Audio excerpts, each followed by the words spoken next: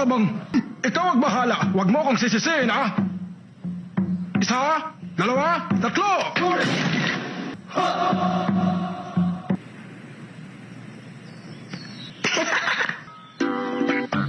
Ulitin mo ang pagpapakuha.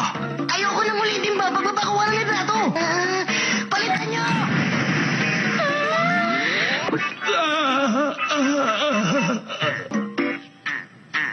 Alam nyo, napakatagal po bago ko naisip gawin ang itsura kong yan. Hindi ba? Maganda? Maganda na at may pagka-artistic pa. Tama po. Napakahalaga ng mga papeles na ito para sa'yo. Kaya bakit ginawa mong ganito ang itsura mo sa litrato? Kasi naman, Master Hokage.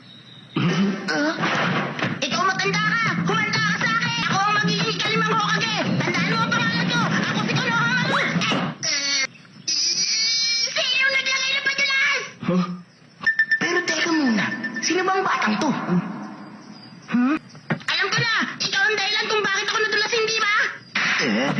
Anong problema mo, ha? Kung akala mo kaya mo ako suntukin, sige! Pero dahil alam mo lang ako ni Master Hokage, siguradong hindi mo kaya mag-alam kung kanino ka makapo! Huwag ka magyabang dyan! Ang batang ito... Walang mabuting idudulot kung makikipag-away ka sa tulad niya. Hindi ba gusto mong makakuha ng titulong ikalimang Hokage? Kung sa akin mo matututunan ang lahat, sinisiguro ko sa iyo magiging napakadali para sa iyo ang maging ikalimang Hokage. Nawala na naman siyang bigla! Kung hindi ako... Konohamaru! Bakit nga ba lumaki ng gano'n ang apo kong si Konohamaru?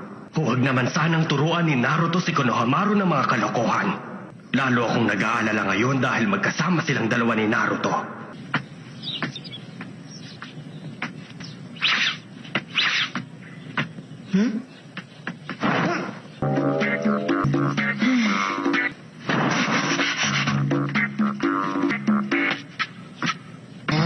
Huwag mo nga akong sinusundan! Lumabas ka na dyan, kitang-kita na kita! Makinig ka sa akin! Pinapayagan na kita na maging amo ko mula ngayon! Ha? Ano? Amo? Amo! Amo! Amo! Pero may kapalit! Kailangan ituro mo sa akin yung teknik na ginamit mo kanina kay Lolo! Yung mupang akin na palitan nyo! Master Hokage, payagan niyo na ako! Nako! Sige na nga, ikaw ang bahala! Marami nakasulat kung paano magagawa ang isang teknik.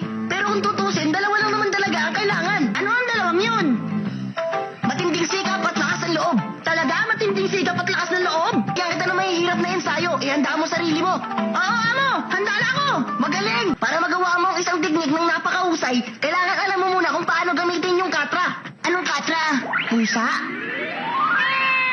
Kaamo, ang alam ko hindi yun katra, chakra. Madaling salita, para magawa ang isang teknik sa pakipaglaban, kailangan mo pagalo ang chakra, ang lakas na dumadaloy sa bawat ibla ng ating mga laman, at espiritual na enerhiya na nakukuha sa matagal na pagsasanay. Tumahimik ka nga dyan, sa matatalinong ninja, ganun yun. Talaga? May natutunan ka agad ako sa'yo. Mabuti na lang maniwala.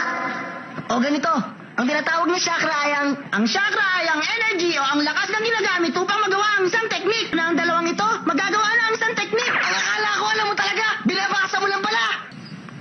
Ngayon naman, papasok tayo dito para magbasa at mag-aral. Handa ka na? Oo, handa na ako, amo. Sige, subukan mo ng gamitin ang pagpapalitan nyo ngayon.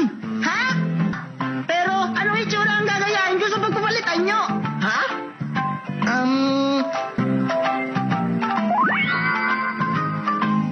Ayun, gayahin mo ang itsura ng binibining yun. Palitan nyo! Ano? Kamukha ko ba siya, Omo? Magkamukha kami dalawa? Pakiusap lang, munting pinuno. Sa susunod na magpapalitan yung kata ko ang gagayahin mo, pakigandahan naman. Paalam!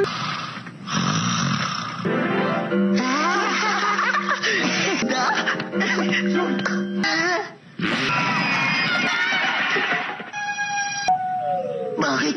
Ako lagi nasasaktan. Saan na ba sila nagpunta?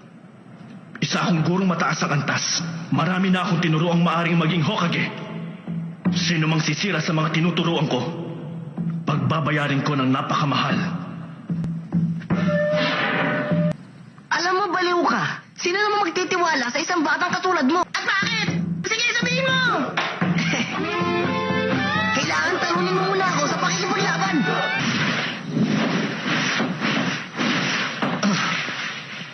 Tuturuan ko rin kayo. Ha? Dambuhalang halimaw.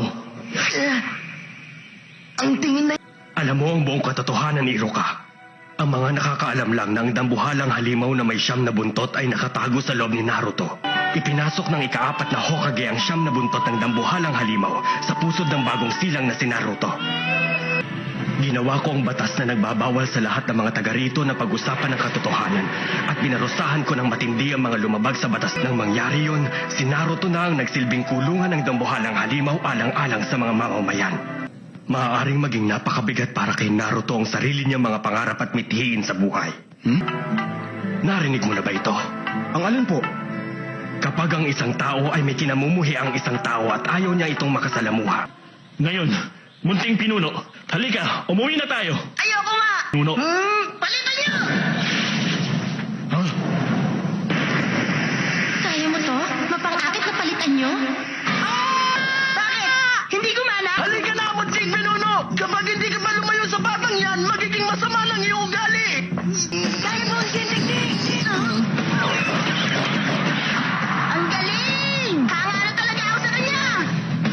Huwag mo ako itutulad sa kahangalan ni Mizuki! Palitan niyo! Palitan niyo! Ha? Ang tawag ko doon, ang harem technique! Nakagawa na naman siya ng isang kalokohang kakayahan. Nagawa niyang pagsamahin ang dalawang teknik na mapanuksong palitan niyo at pagpaparami.